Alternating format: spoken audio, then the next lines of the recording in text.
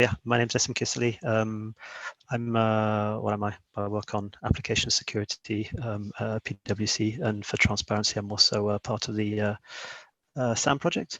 Yeah, so the talk is going to be about a CICD pipeline, as it will show an interesting bug that he found, and then we're going to relate it back to SAMM and see how do CICD pipelines fit into SAMM. They're kind of quite important, and what can we do, or what could we do about trying to detect this particular issue. With that, I'm going to mute myself, let Azir introduce himself and go on, and I'll jump in a little later on. Okay. Thanks, Nassim. Hello, everybody. My name is Asier. I work together with Nassim at PwC Belgium at the Cyber and Privacy team. I will jump right away to the presentation. We will kind of take our title, break into two, and start from the end of the title. So I will introduce some demonstration of how intricate it can be to set up a CI/CD pipeline. First of all, what is actually a CI/CD pipeline? Well, it focuses on software development, where we have some developers that will write the code. This code somehow needs to be transformed and configured. So we will have something called the pipeline. And the information will go through that pipeline, and we will get this application, which is a bundle which contains everything like installable application, or it can be any other type of application that you name. What happens in the pipeline is that code is going to be compiled, transformed, configured as needed to reach that goal of a full bundle that can be installed. This application can then be installed in company server, or can also be sold to customers if needed. And often this step is also part of the pipeline, and there is no even human requirement to actually do the last step. Because one of the aspects of the pipeline is also to be as automated as possible. And to do so, you will actually script all the tasks that are required. You will put a process in which all the steps can take place. And the goal is to keep people as much as possible away from this pipeline and have it as hermetic as possible. That will ensure or will help protect against human error or malicious actors to actually come in and mess with the pipeline. So you have a secure process that you trust that takes code and other sources and transforms it into an application. So how does this translate into AWS, which is the environment that we use for our CI/CD pipeline? In this case, we will use AWS Managed Services because they provide a set of services that will help us deploy the pipeline. First of all, we have Code Pipeline, which works a bit as the manager of the full pipeline, make sure that everything goes according to plan. It allows us to set up the different steps, and it takes control a bit of the different bundles and artifacts that happen to go between different services. Then we have Code Commit, CodeBuild, and CodeDeploy, which are actually the actors of the services that will do the real job, the real computing and execution of the pipeline. Just in case you're not really familiar with AWS, Code Commit, as the name kind of explains, is about a Git, and it's basically a managed Git server in which your developers, our developers in this case, can push the code, the changes, common Git repository, nothing very special about it. The nice or important part of it is the source package, which is basically a zip package of the full source code base that is going to be used as input in the pipeline for the compilation and configuration, etc. This is quite simple. It just contains normally the source code, the scripts required for the build, some configuration media files here and there. Sometimes they are also included externally via other sources, and some settings for the specific configuration where you can set up one environment or another one. CodeBuild is a core service because it will take care of the pure building of the code. It can also perform some testing, such as unit tests or others. So you can actually use it as a computing power to do other tasks, but we will focus on the building aspect of it. So basically, we'll take your source code, execute some steps, and we'll provide you an artifact package at the end. To do so, it uses the build spec file. This is a very important file in AWS pipelines because it tells CodeBuild, or specifically to the container that CodeBuild is going to use to compute all this. It will specify step-by-step what are the commands that it needs to execute, among others, such as environment variables, etc.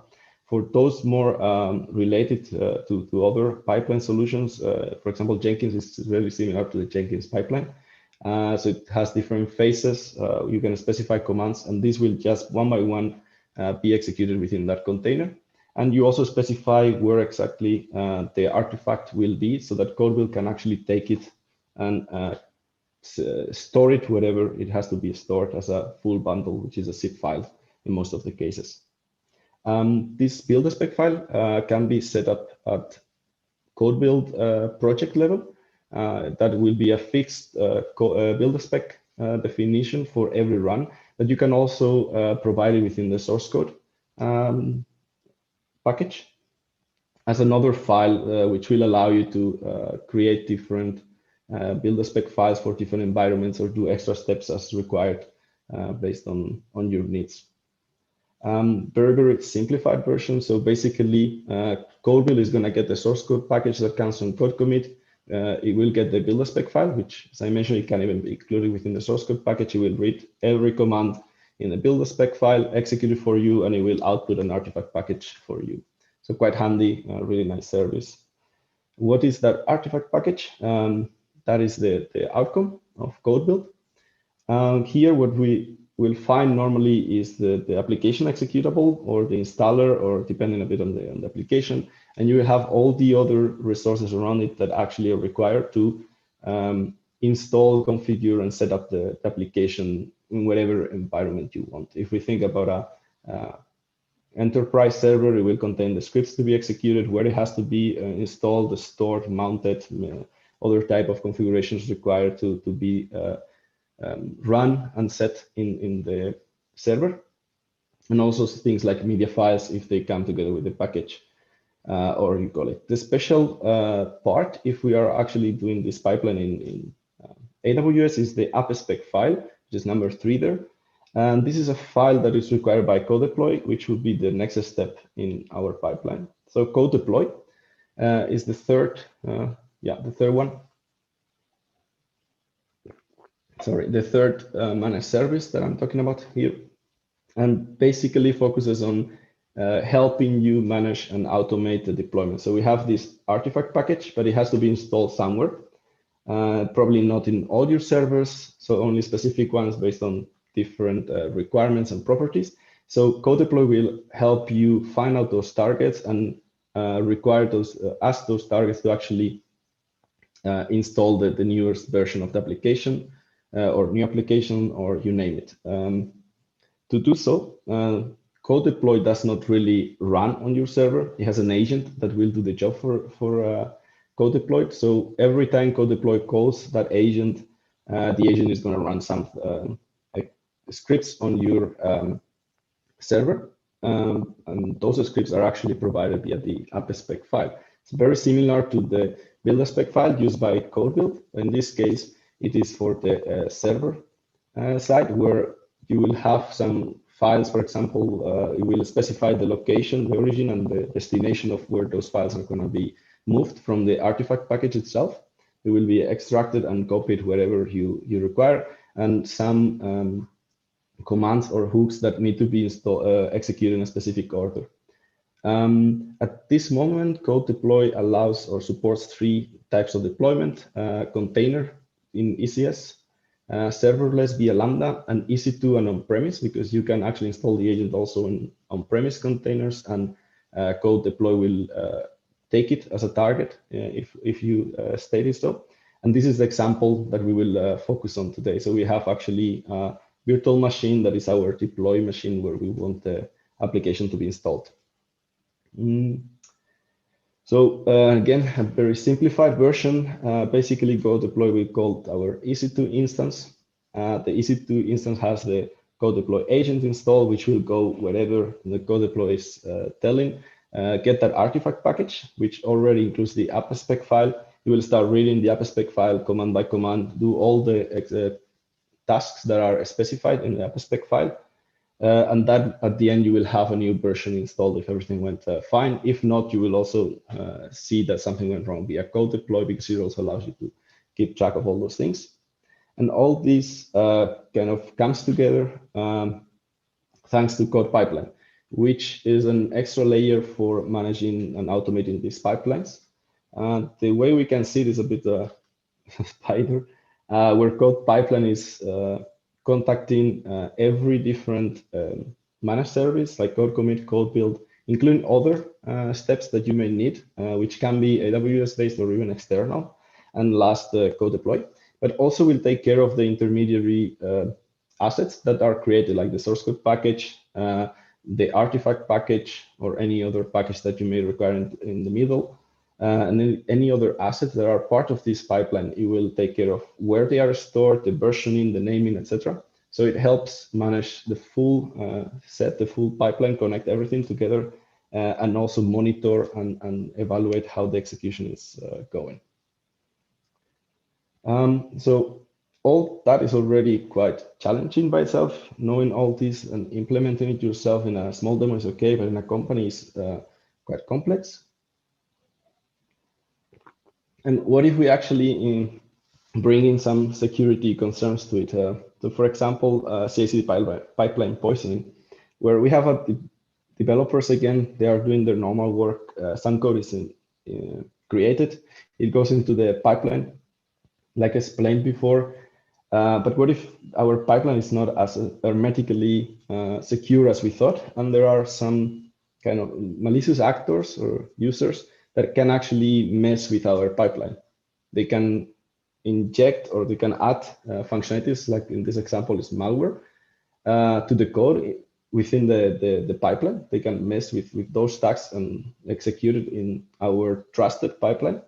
The result is that we have an app that has been tampered with, and we cannot trust it anymore. But how can we actually know? I mean, we trust our pipeline. This is what came out, so most likely it will end up in our servers or in sold to customers, which is actually a really bad case.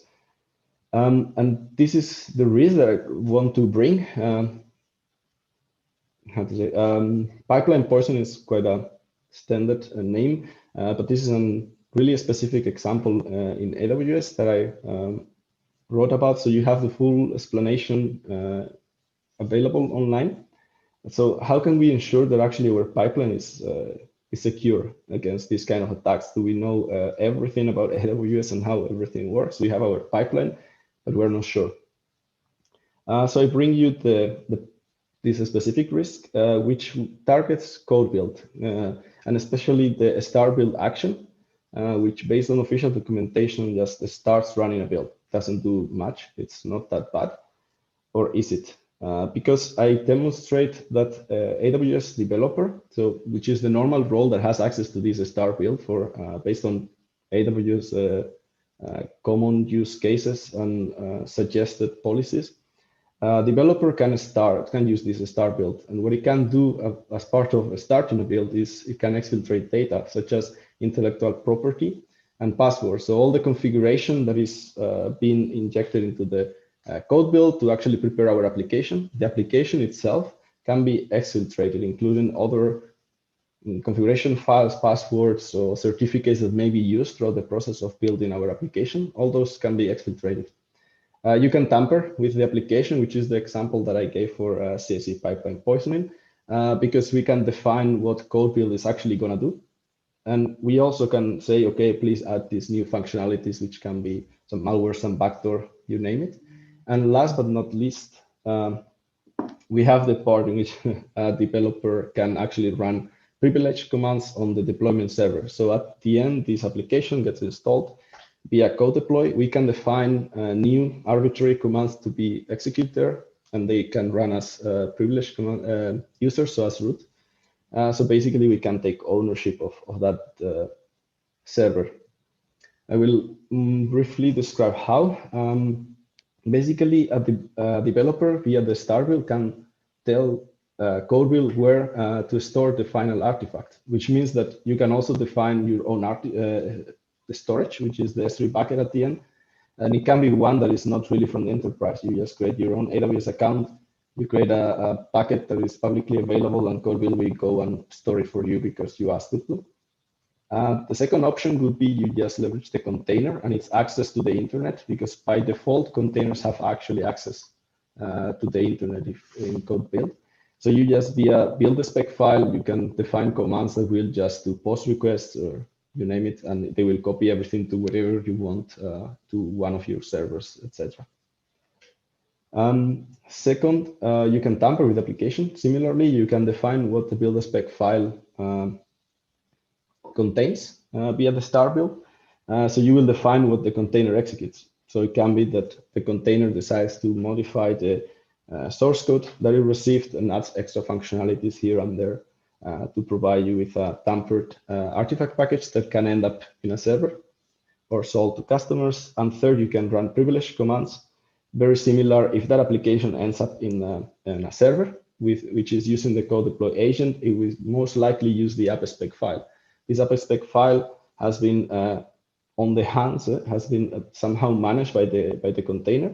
So you can actually modify it and inject new commands that will be executed in the server. You may be wondering, how do I actually run privilege? You do not really need a zero-day exploit or anything like that. You don't need to go to the dark markets or black markets or whatever. You can just specify in the app spec file the run as root, and the CodeDeploy agent will do that for you. It will escalate it and run it as root. So quite simple. Now, are these actually risks for modern CI/CD pipelines, in which most cases we have developers that are actually really high in the hierarchy, and many cases they actually have the rights to define new pipeline tasks, or they can create code, of course, as in most of the pipelines, but they can also often reach out into the servers and do some minor configurations that are required that only developers can do, where they have these cases. So is actually exfiltration an issue when a developer can already read and implement code? Maybe not always, but there can be some really critical situations for some enterprises where the code base is actually split in different components, libraries, you name it. And that developer only has access to its own part. However, CodeBuild will actually have access to the full source code base. And then the developer can leverage that to gain access to restricted source code, configuration files, or even libraries that are being used to actually build the applications. So yeah, still applies. Second, is tampering really an issue? Because a developer can actually push code. So you could actually create this malicious code, push it into the pipeline, and yep, there it goes. It is true, but normally it's a well known practice to implement peer reviews, which help reduce these kind of situations where a rogue developer actually writes this malicious code that ends up in the pipeline. So somebody else needs to evaluate the code that you wrote and accept it in order for it to reach to the pipeline. However, CodeBuild allows you to bypass all that because you directly affect into the pipeline. So it's far after this peer review have taken place. Third, is execution really an issue? Okay, we have the developers that already can run commands. Yeah, it's true. This is a potentially in those enterprises known and accepted risk. But here CodeBuild is providing a new way, and probably a way that is not known, that is not even taken into the consideration of risk management people. So yeah, it still applies in my opinion. And last, we could put on the table that a developer is a trusted person in the company. So okay, like our developers are not really gonna do that. However, we all know that yeah, credentials can be leaked. You never know when your developer has used the wrong Wi-Fi or has written the username and password in the wrong place. Your developers can also be external. So you often in an enterprise hire temporary developers that help you with the specific parts of your code. So is it still a problem? And then there is always blackmailing and other types of breaches that will help somehow a malicious actor to reach to those developer access rights. So I think this is still something to consider. I will provide also a demo.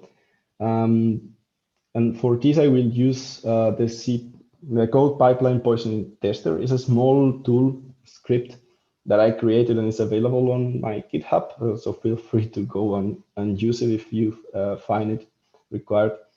The goal with this tool is to demonstrate this risk and also to help evaluate whether your pipeline would actually be vulnerable to this.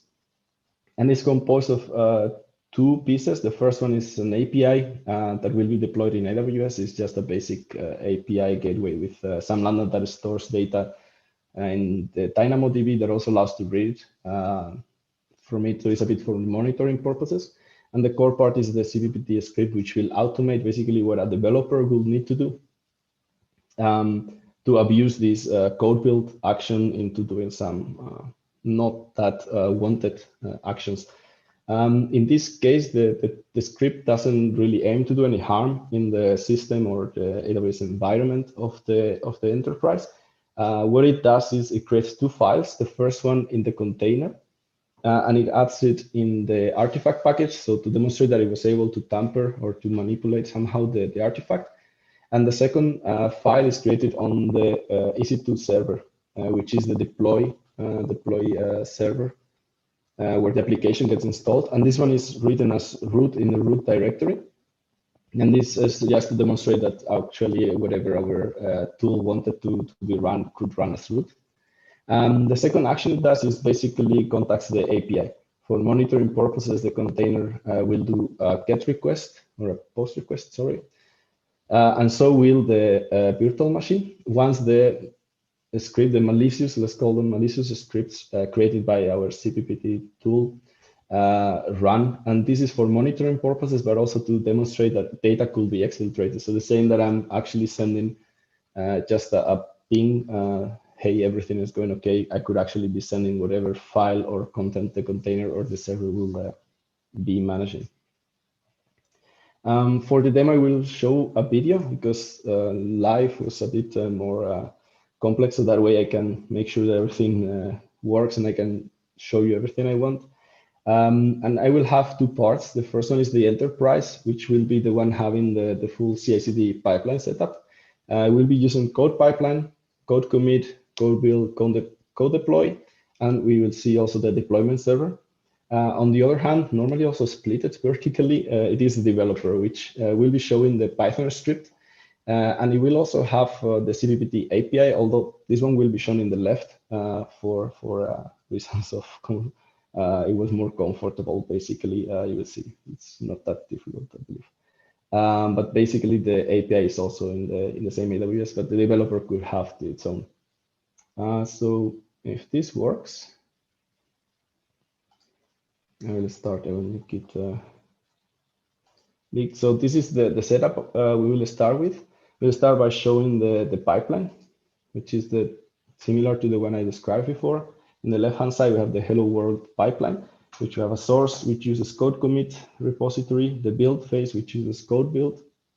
I have an others step, which is just a manual approval in this case, and the deploy using CodeDeploy, which targets the deploy machine that I will show in a moment. So we have the EC2 server, which I will connect to show you that there is at this moment no file. It's just clean AWS AMI, nothing really installed. There is no trick.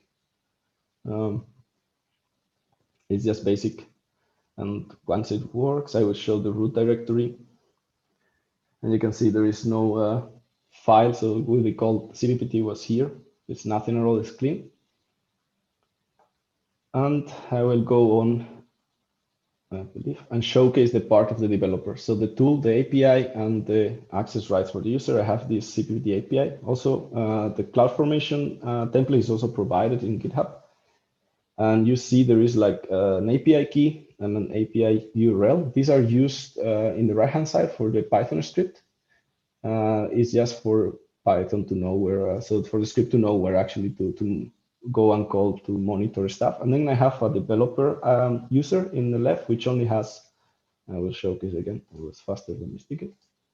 The only access rights that it has is the StartBuild, and for code pipeline, the list action executions, which allows to evaluate which executions are actually ongoing, because the Python script will target those that are ongoing to avoid that it tries to tamper with all of them. That's just for the use case. In this case, there is no other groups or any other access rights allowed for that user, and I'm using the access key as shown for that user for the script to actually be able to interact with AWS. So basically now it's a matter of seeing how it works. In the right-hand side, I will start the script, which is now looking for CodeBuild builds. It also works with CodeBuild, but in this case, it's calling code pipeline because it's the access it has. So it will look for artifacts, is awaiting. And in the left-hand side, the hello world pipeline execution is started. So now it's in the source phase. So that source package is being created, and now it's being delivered to CodeBuild. CodeBuild is working. I fast forward this a bit. CodeBuild can take a bit of time because of the provisioning. There is not always containers ready for people to use, so it can take a bit of time. But eventually it works. Once the CodeBuild is still in progress, in the right-hand side, our script already found the artifact. It found the location, so we can see there the bucket that it was used to store these artifacts, and even the name. You see this at the end, KMHPHT3. There is even a randomized name by code pipeline, so we're even able to find that one, because our goal is basically to tell CodeBuild, please go and overwrite that one with ours. So later in the chain of the pipeline, CodeDeploy will actually use ours because it's the latest version rather than the legitimate one, because we're poisoning that artifact itself. The second step that the script did is right away started a new poison build, that called the poison build. It's just a new execution of the same code build, but in this case, it's going to use our build spec file, the one that we provide, and it's going to do these special things that we wanted to do. Once that is done, the script goes in monitoring mode. So you can see here a small table. We have the artifact ID that we have poison, and then another two columns. The first one states when the container has actually reached out to the API, so our commands were executed. The second one showcases when the server has actually been poisoned, normally at the end of the pipeline. So I will let it go. Now you understand the manual approval is just a bit for waiting for our build actually to execute. In normal cases, there will be some unit testing, even manual approvals can be also a step. Some SaaS tools can be running, you name it. And we see already the container has been poisoned. Our scripts have executed and it reached out to the API. So that is going well. So now we can continue in the process of the pipeline, and we will go to the deploy phase, which will start in a few seconds. Everything goes fine. At this moment, the agent is downloading our poisoned artifact. It's taking out the app spec file to execute our own commands. And we see here the code deploy started, is in progress. And even before code pipeline is notified that the deployment worked, we already have here that our server notified the API. So most likely everything went fine. And this showcases, of course, the exfiltration as mentioned. We'll let it go because now I think I fast forward for code deploy and code pipeline to be aware that everything worked. And I will go to the machine once that everything is done. I connect again to the same machine server. And I will list the directory, and you can see that there is our file that was created. Oops, that finished, but I think it's still okay. So that showcases all of the problems that I showed of the risks. So the question now is, and I put the light on nesting side. This is a new issue that we are not aware of. So when we're trying to secure our pipeline, we cannot really think about these new cases. But we believe that OWASP SAMM can still help somehow reduce or even mitigate these cases. So please, Nessim, show us how could SAMM actually help us with this new risk. Thanks, Azir. Meanwhile, we have a question from Atta. If I'm allowed to ask this at the moment. Atta asks if there are some cloud providers that handle CI/CD poisoning better than others. So the session quotes AWS, but would Azure handle this better or provide better safeguards? I'm not in the position to answer that, as I haven't really checked that much in Azure, but it's indeed on my agenda to go and try evaluate same situation and same potential threats for CICD in Azure. So I think, at least from me, you're not going to get a direct answer at this moment, but maybe in the future, indeed, could be that you get some more information. So I'm afraid I don't really have the correct answer for that. Okay, no worries. Thank you. We have another question from Johan in Zoom here. Hi, Johan. And also at Azir. So I may have missed some of the nuances, but to me this looks like an authorization and access management failure by AWS. Correct or not? And if yes, has it been escalated to them? Yes. Yeah, I will start from the end, but yeah, it has been escalated to them. Their answer was that this is intended behavior. So it is not a problem based on them, and they put the focus on their customers providing the correct access rights. However, we did everything based on what AWS uses in their policies and how AWS sets up their environment, for example, via AWS CodeStar, which I did not mention, but is an extra layer, which introduces the typical viewer, contributor, owner roles, and already the contributor is also allowed to do this. So it's a bit difficult to pinpoint what exactly is the intended behavior and the security problems behind it. And then it is a problem, in our opinion, of over permissive actions in this case. Is it authorization problem? Well, I did not really technically bypass any authorization authentication mechanism from AWS. It's an action that is there. Their documentation states that you can override parameters, but it's not really clear for customers, at least in my opinion. It took a while for me to realize about this, to properly evaluate this parameter overriding possibilities to what it can actually represent to your pipeline.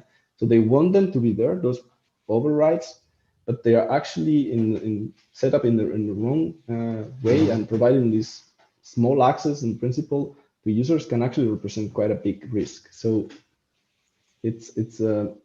for us, it's more we want to warn people that this exists, because we don't believe AWS is gonna really do much to avoid it, because for them it is explained and it is intended behavior. Okay, and then another question from Even. It's if and where is the example published? It was on the page, but wait. So you can find it again. I will show the slide. Okay, so if it's linked in the slides, you can find it in the publications page. Yeah.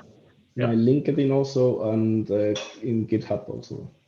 All right, thank you. Yeah, simple Google search should help. Okay, I will stop sharing and I will give the room then to Nessim. Okay, thanks, Azir. Stop the share. There we go. Oop. Do I still need to share? Yes, I do need to share that. Oh, voila.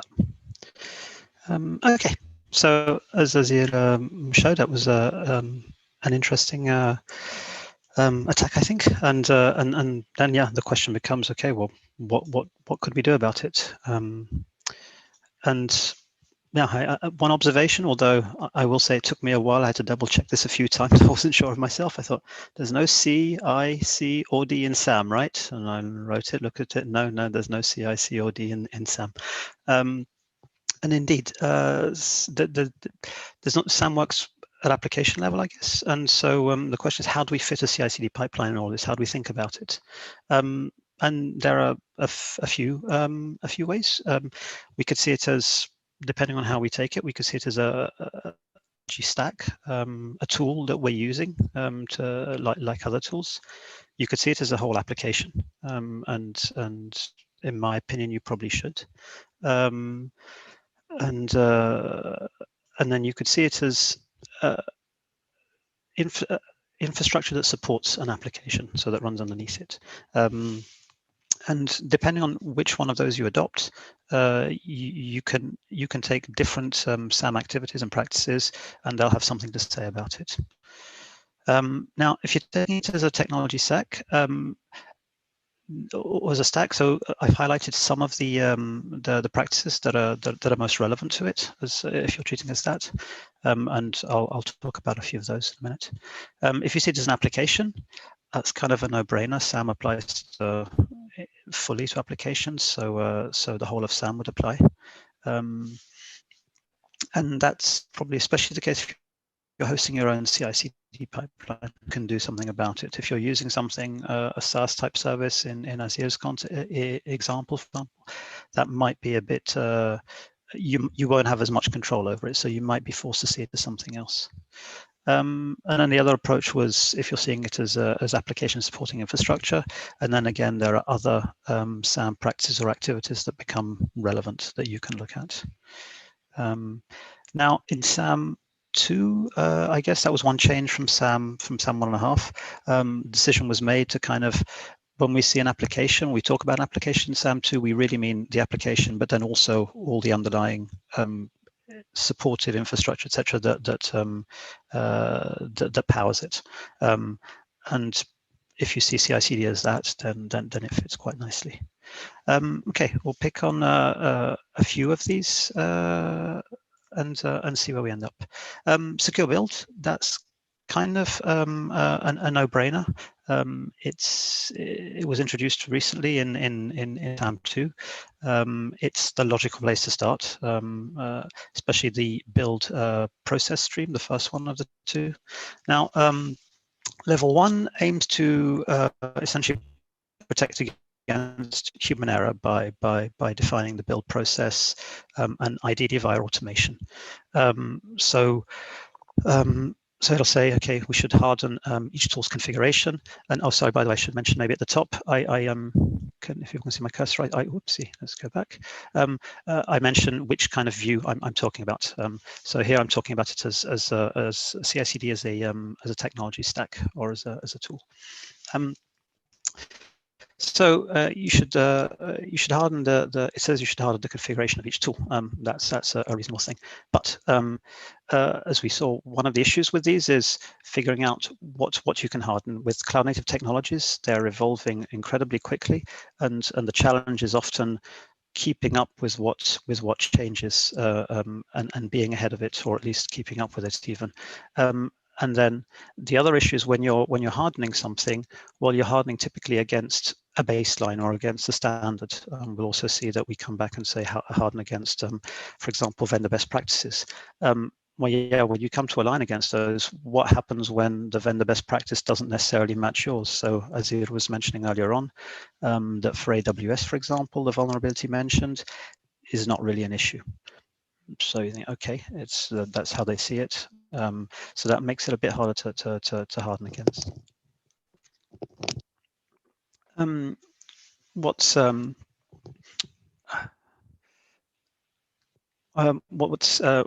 interesting is that a number of things in SAM are fairly prescient. They were written before this attack was thought of or mentioned, and then indeed we see that your build tooling should indeed be hardened because it may allow malicious code to be built into the software. And as Azir showed, that is actually something that he can do with his poisoning attack. Yeah, how do you do it? How do you protect against it?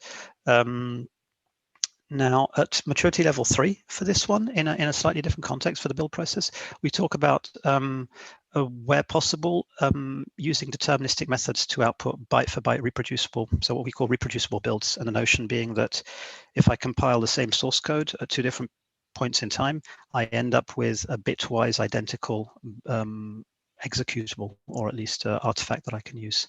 Now, in a CI/CD pipeline, this sort of suggests that if you're running in a really high risk, if you're treating the CI/CD pipeline as a high risk stack, or if you're in a high risk environment, you may want to consider something like that, but then you may want to maintain a parallel build system where you can verify the artifacts that are in production against ones that are built separately. I'll come back to that in a bit because it's touched on some of the other activities. Software dependencies. This one's not really directly relevant in that sense, in the sense that it gives guidance. But what is interesting is it makes you think, okay, software dependencies, where we say we should typically check the dependencies of third-party libraries and these things for any vulnerabilities that exist, and then typically you'll break the build or something. Now, what's interesting is that normally we'll do this at source code level. You'll look at your Maven POM file or whatever it is that where you'll find your dependencies, and you'll do scans on those.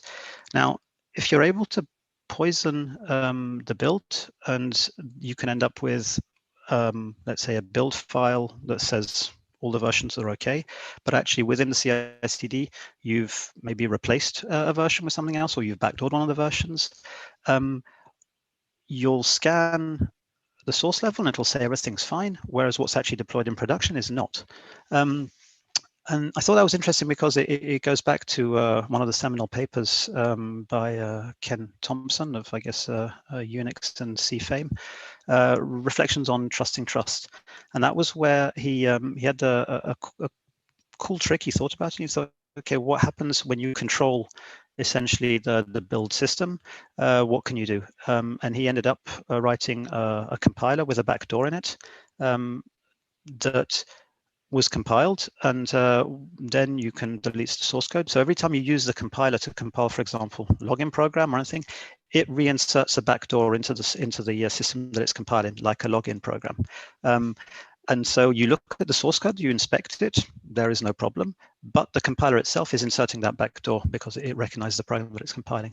And here we have sort of a similar thing if we can't trust our CI/CD pipeline so much anymore, or the build system, because we end up having to think, okay, we typically work at source level and we scan things at source level, but all of a sudden, should we be looking at it maybe from a different perspective, especially when we have containers, we have which give us a lot of transparency, and you can take a container and you can generally look through all the layers that have gone into it.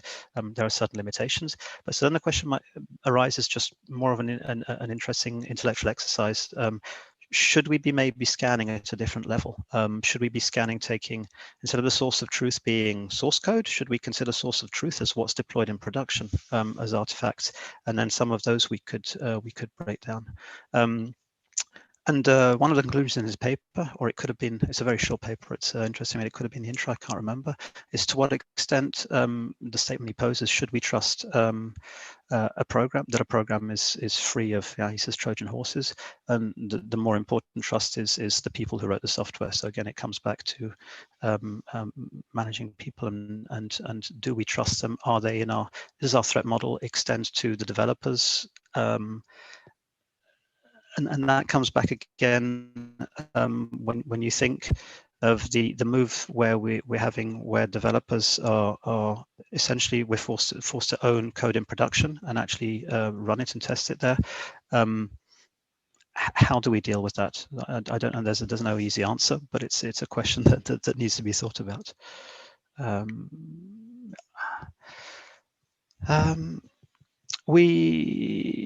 Policy and compliance, that's one that you wouldn't necessarily think would be there, but again, we have policies, and then we also have more practical policies. Are typically fairly high level, so they're not going to say a lot about the CI/CD poisoning, but they'll generally then be translated into far more technology-specific implementation guidance, and that is definitely relevant.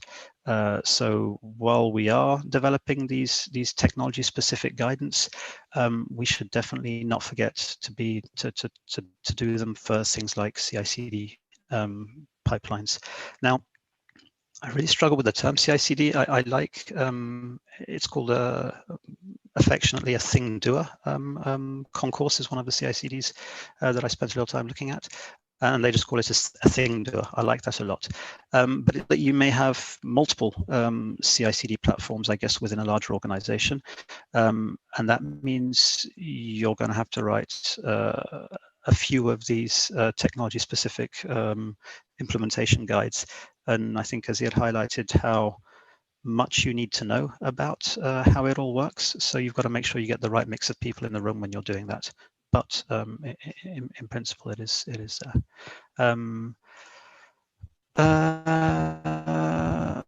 We're kind of jumping a little around the place with the different activities, but there is sense of the madness. Threats, the threat assessment practice, fairly directly relevant one. So we have application risk profiles, and here we're treating the CI/CD as a full application. Now we typically use risk profiles to estimate the business impact of loss of confidentiality, integrity, availability, and then see what controls we need to put in place. And I think, as Azir showed, there definitely is a loss of, can be a loss of confidentiality. You can exfiltrate data, integrity, you could backdoor the thing, etc. So when we are looking at forming our application risk profiles, we really should be focusing on the CI/CD. And at level 2, for example, it says in SAMM, we say, study the impact that a particular application may have on other applications. And there, I think, is where we have to shift view a bit, because here we're thinking of, for example, applications that may be processing shared data. So one application is the owner of the data, but the other one actually reads it.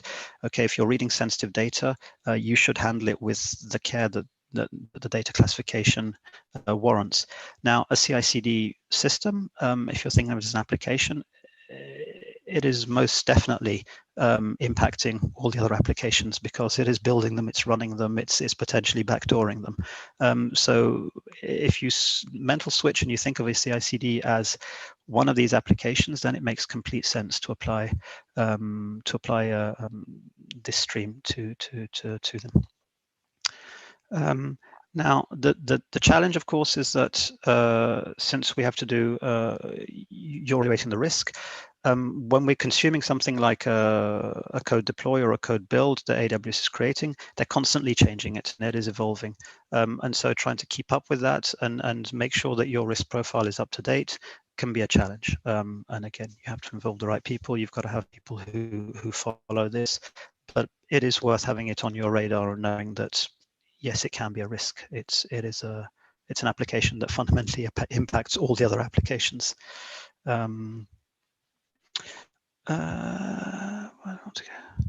Technology management. Now, yes, so in technology management, again, we say it, and we say it fairly clearly. It's not because you take a complex system, somebody else hosts it for you, puts it in the cloud, makes it easy to use, and a CI/CD is fundamentally complex. That all that complexity and is going to go away. Yes, it's easy to use, and people are tempted. I know CI/CD systems can be hard to tune, to get the right pipeline going. I battled a few of them for a while, so you can see the temptation of taking something that just works out of the box. But we do say, be careful. Things that come, that are packaged, that are easy to use, may well induce risks, and in this case, it definitely does. We also see that at a time on technology management, we're saying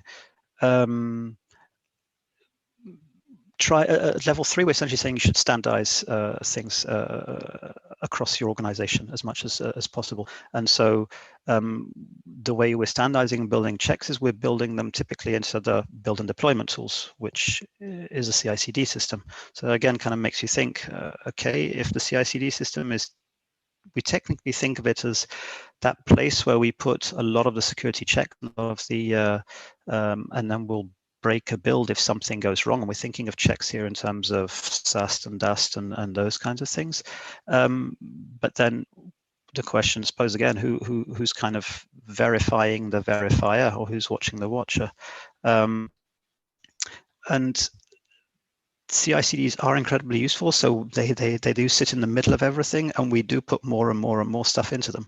Kind of the joke is that the CICD system is slowly becoming the new enterprise service bus, where it's one of these nightmare things that's embedded in the middle of your organization you can't get rid of.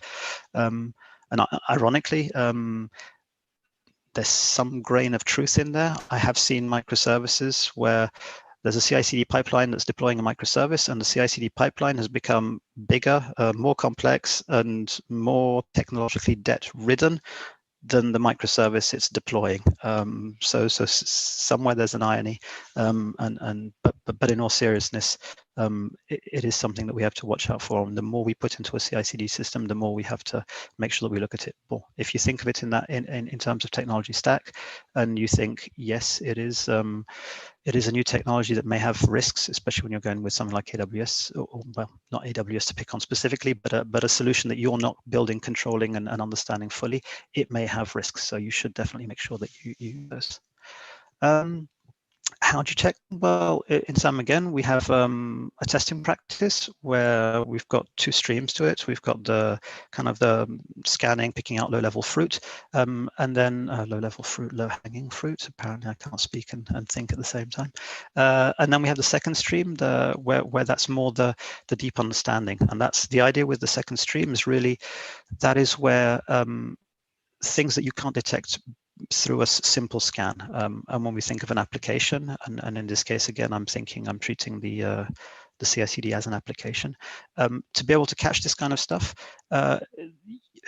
it's tempting from an intellectual exercise to think, is there a way that you could use stream A, which is the security testing, where you're just writing simple rules. With an application, you'd be writing simple scans to catch, I don't know, SQL injections or anything that you can catch fairly simply with a low-level scan. You could argue you could try and create a fuzzer, I suppose, given all the roles, permissions, and just throws a combination of these together for CI/CD and sees what it's able to do. I think it's to get you very far, but it's an interesting exercise. But the more relevant one is that deep understanding. So stream B, and that is where you really are taking the time to get to know the application well, to understand how it works, which is what kind of Azir did here, and figure out what vulnerabilities can I find in here that I'm not picking out via automated testing. And we even give examples of some of these things where you've got authentication modules that you should be looking at, access control bits. These are all things where you could argue they weren't bypassed. Maybe it's the design that was incorrect, but these are the things that you should be looking at. And if you treat your CI/CD thing doer as an application, then SAMM does tell you should be looking at it. Now, maybe this is also because I found when I was looking through the practice, the wording is obviously quite application centric, and that's because we said SAMM deals in applications, and it really is up to us, I think, to do that mental switch where we think, okay, application, a CI/CD. Although you can actually maintain your full CI/CD nowadays in a good one as pure code, and so you can check it into a repository. But we still don't seem to think of it that way necessarily. And when I was reading the activity again, I'm thinking, yes, it's all relevant, but there's this. It's really written from a code perspective, and really you have to kind of ignore that and say, yes, okay, I'm thinking of my CI/CD as an application, and then everything becomes actually quite relevant. Environment management, if we think of it as, if we think of the CI/CD again as the application supporting infrastructure, because you could just be using it, well, I guess, to spin up the containers that you need to build the application and run. And there, of course, so we have configuration hardening is the obvious stream in there. And again, we mentioned that most technologies in a stack are not secure by default. Generally, that's for backwards compatibility, etc. But then the challenge again comes here is what happens, I guess, when the vendor thinks it is, or the vendor is not interested in saying it's, or disagrees that it's insecure. I guess is what maybe one way of putting it. And so that's kind of up to you to have a look and decide. And then at a level 2, the idea is to essentially establish secure baselines that you can harden all your components against your configurations. And back again to developing the configuration guides for these components that you're hardening, with the notion that you're propagating them inside the organization. Yep. You can also take a step back and look at things from an architecture perspective. If you're treating again the CI/CD as being kind of a part of, you could either see it. This one applies, I think, quite easily to both, to either the whole technology stack or to the application supporting infrastructure. And so then you can treat it as okay, if I'm looking at it, I should have a look at the design of the architecture. And again, in SAMM we do talk about it. You want to thoroughly understand the baseline security posture that you have. That is something that you could argue, had we done that for CodeBuild, CodeDeploy, we would have been able to predict some of this. And again, we conclude with establish a set of best practices that represent sound methods of implementing security functionality. At a level 3, you're kind of optimizing this and maintaining it continuously, and so you have to get, again, I think that's what we're stressing, the right mix of people in the room to make sure that they understand something this complex and are able to kind of come up with a secure reference platform if you're thinking of your CI/CD that way. And with the challenge that I mentioned earlier, that you're kind of tracking sometimes a moving target. If AWS or Azure or Google are updating their offering continuously, the challenge is actually keeping up to date with, or staying current with what they're putting in there. And reading the documentation is sometimes not sufficient, because you have to be able to interpret what impact that really has. And sometimes it's really just by experimenting and playing. There are a whole bunch more that we can go through, and it really does depend on switching that mindset and looking at your CI/CD as either an application or not. It becomes a little repetitive after a while, and it's a kind of a told you so. So we won't do that. There was a second view that we could have adopted, but didn't have time in the talk, and that was looking at it. We look at the CI/CD from 3 perspectives, as reiterate here: either application, infrastructure, supporting, or a stack. You could also look at it as, because security is risk-based fundamentally, and SAMM, at the heart of SAMM, is everything is risk-based. You could also have looked at it as high risk versus low risk application. Your CI/CD, do you treat it as a high risk or a low risk? And that also informs a little bit which of the activities that you should select. I might say something about that in a minute. But essentially, to go back, the 3 views that we had, I think the challenge here is considering in your environment, and it could differ from maybe team how the CI/CD is used. How should you view your CI/CD? Which one is most suitable for you? If you take the view that you're treating it as an application, you should really apply most of the SAMM practices to it, and that will stand you in good stead. as I say here, yeah, it does end up going beyond. We typically think of a CI/CD as being a toy that a DevOps engineer sets up and runs, but you kind of see that when you think of it in terms of application, it spans the full SDLC lifecycle, and it's beyond one DevOps engineer. Not to belittle a DevOps engineer, but we don't treat an application as being something that one DevOps engineer should look at. So we shouldn't treat something like a CI/CD that way either. Again, we forget that just because it's easier to use than running your own doesn't necessarily mean it's less complex or less secure. And I think what I find really quite interesting is as we go to everything as code, we've also getting used to the self-service paradigm where as developers you can deploy your own infrastructure. It's pretty much on demand, and that is also as code. How you have to think, how should we see applications, and should we be doing SAMM far more broadly to some of the things that we don't typically consider applications? We might call components, or and that also then begs the question, besides the CI/CD, which is kind of the obvious one, are there other components that we're not thinking of in terms of applications that we could be applying SAMM to and benefiting that way? Yeah, and the other really complicated one is given the tendency I mentioned earlier of we are going towards developers owning running code in production. Systems are getting so complex that you almost can't. Okay, I should qualify that. Not all, but a lot are becoming complex enough that you can't debug them, test them necessarily fully in acceptance in testing. So you have to do it in production, and developers then have access. Just a broader question: how do we deal with these kinds of attacks? And again, we don't mean to suggest that you can't use CI/CDs, or we should really harden all CI/CDs, etc.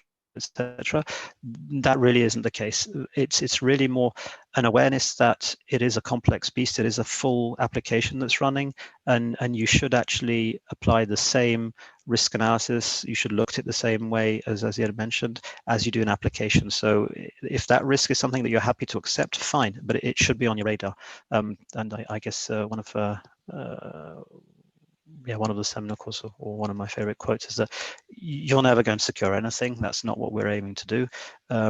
It really is more about elevating the risk to somewhere that's obvious and that is, or that's known to people and understood, and then you can manage it. I think that's wanted to convey a little there. You can go further, as I said, with picking up more of the activities and mapping them, but well, it's a start.